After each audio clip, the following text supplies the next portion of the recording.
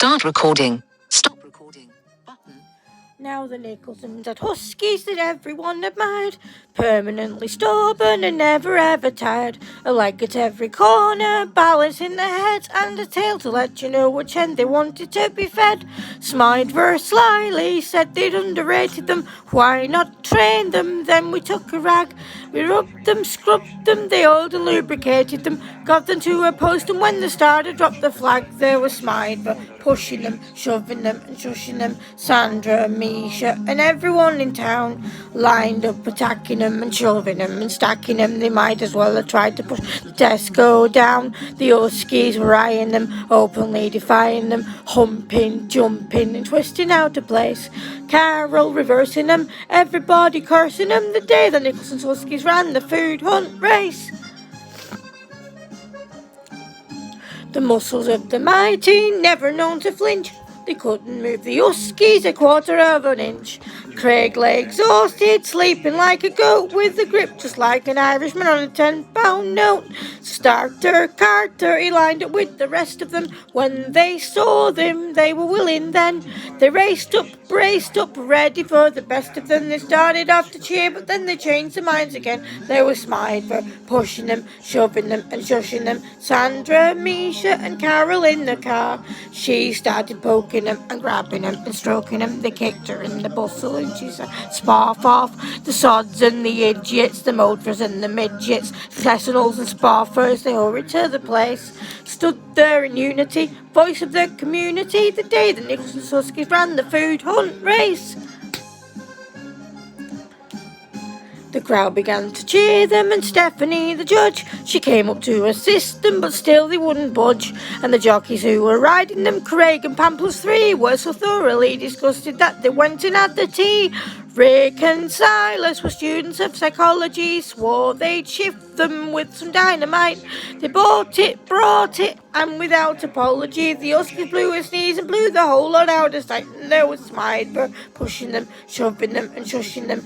Wish now, ending soon with right words. Police and auxiliary, the FBI artillery, second in the Navy, and the lifeguards too. They seized them and harried them, they picked them up and carried them, cheered them, steered them to the winning place. Then the bookies drew aside.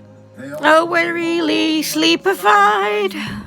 The day the Nicholson's Huskies ran the food hunt race. Alexa, play Paddy McGinty's Goat by Val Doonican. I have no rights to any of these songs in this video.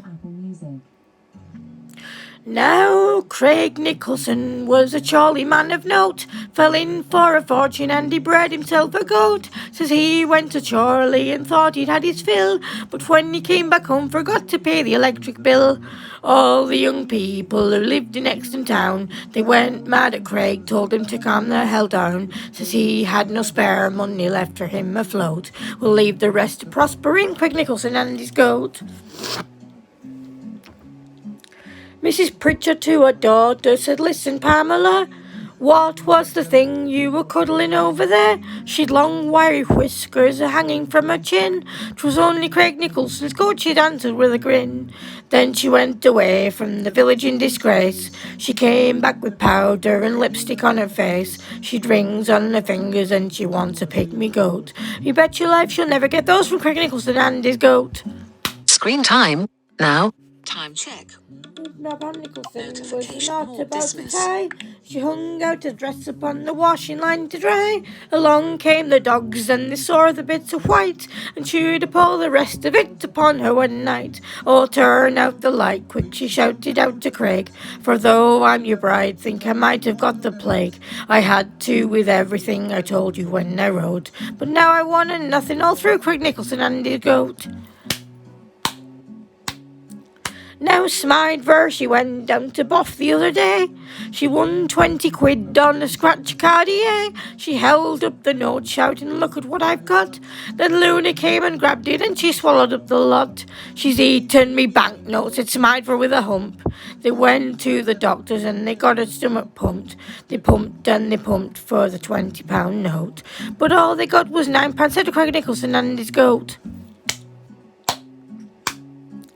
Now old Craig's goat had a wondrous appetite, and one day for breakfast she had some dynamite. A big box of matches she swallowed up with ease, then out she went and swallowed up a quarter pound of cheese. She sat by the fireside and didn't give a shite. She swallowed a spark and exploded with a fright. So if you go to heaven, you can bet a pound note that the angels with the whiskers are Craig Nicholson and his goat. Alexa, play A Rafferty's Motor Car by Val Doonican. A Rafferty's Motor Car by Val Doonican from Apple Music.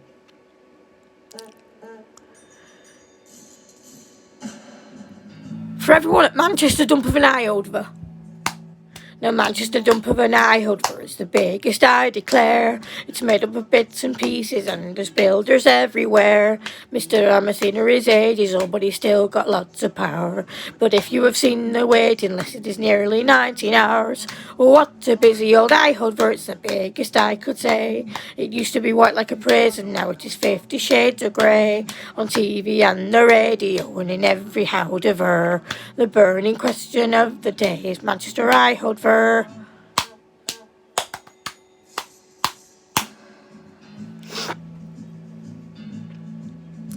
Now 2 of the doors are rectangular and the 3rd one's off a tram. The 4th and the last remaining door is really hard to slam. The number plate's Mancunian and it's hard to understand. Now if you get up toward 55, the door will break in your hand. So go for a ride in the transport and you'll get the blasted shakes. The road from Mancunian Way is a veil of pains and aches. When traffic lights turn red ahead, you best spoff out the door. For the moment the driver turns on the bridge, your foot will go through the floor. Oh, what a busy old eye over, it's the biggest I could say. It used to be white like a prison, now it is 50 shades of grey. On TV, on the radio, and in every however. The burning question of the day is Manchester eye over.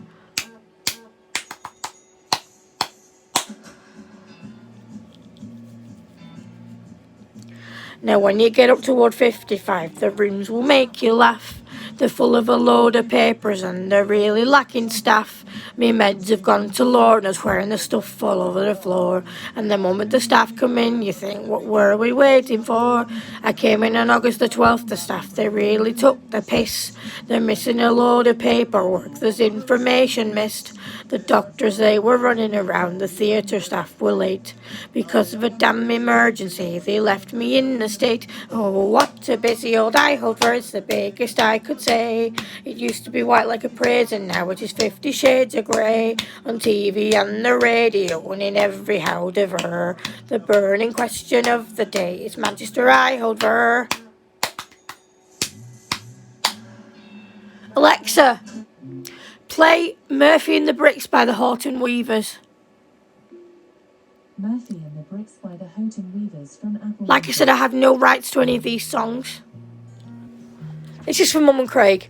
Dear Mum, I write this note to you to tell you I feel shite.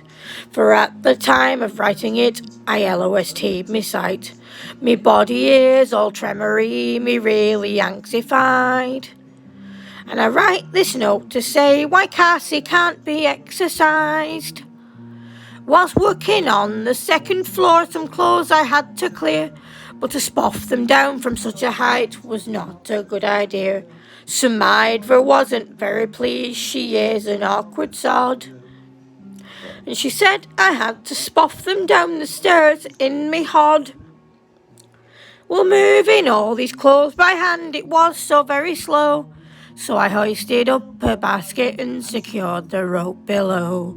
But in my haste to do the job, I was too blind to see that a basket full of laundry was heavier than me. And so when I untied the rope, the basket fell like lead. But clinging tightly to the rope, I started up instead. I shot up like a spoffer, till to my dismay I found that halfway up I met the bloody basket coming down. The basket broke me shoulder, as to the ground it sped, and when I reached the top I hit the light shade with me head, still clinging tightly to the rope from this almighty blow. Well, the basket spilt out half its clothes from second floor below. Now when these clothes had fallen from the basket to the floor, I then outweighed the basket and so started down once more, still clinging tightly to the rope, me body racked with pain. And halfway down I met the bloody basket once again. The force of this collision halfway down the Howver block caused multiple abrasions and a nasty case of shock. Still clinging tightly to the rope, I fell towards the ground and landed on the dirty clothes the basket had scattered round. I lay there groaning on the ground, I thought I'd passed the worst, when the basket hit the light shade and then the bottom burst. A heap of clothes rained down on me, I didn't have a hope. As I lay there bleeding on the ground, I let go of the spoffing rope. The basket now being heavier, it started down once more and landed right across me as I lay there on the floor. It broke 3 ribs in my left arm, and I can only say, I hope you'll understand why Cassie can't be worked today. Alexa, play Come Landlord by the Horton Weavers. Come Landlord by the Houghton Weavers from Apple Music. I don't have rights to this song, but this is called Come Smidver. Come Smidver, fill that black currant before it doth spoff over. Come Smidver, fill that black currant before it doth spoff over. For tonight you'll starve if I'd be. For tonight you'll starve if I'd be. For tonight you'll starve if I'd be. Tomorrow you will slowdver. Here's to the dog who drinks strong ale and goes to Bodver Mellow. Here's to the dog who drinks strong ale and goes to Bodver Mellow. He ought to live. He lives as he ought to live. He lives as he ought to live. And Spoff's a jolly good fellow. For tonight you'll starve if I'd be. For tonight you'll starve if I'd be. For tonight you'll starve if I'd be. Tomorrow you will slowdver. Here's to the dog who drinks water and eats and goes to Bodver sober. Here's to the dog who drinks water and eats and goes to Bodver sober. She fades as the leaves do fade. She fades as the leaves do fade. She fades as the leaves do fade.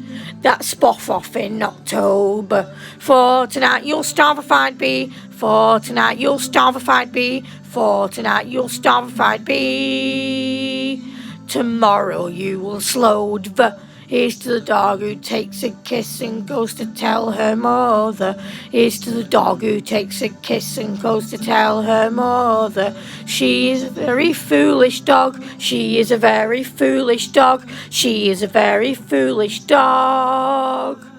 She'll never get another. That's Bonnie. For tonight you'll starve if I'd be. For tonight you'll starve if I'd be. For tonight you'll starve if I'd be.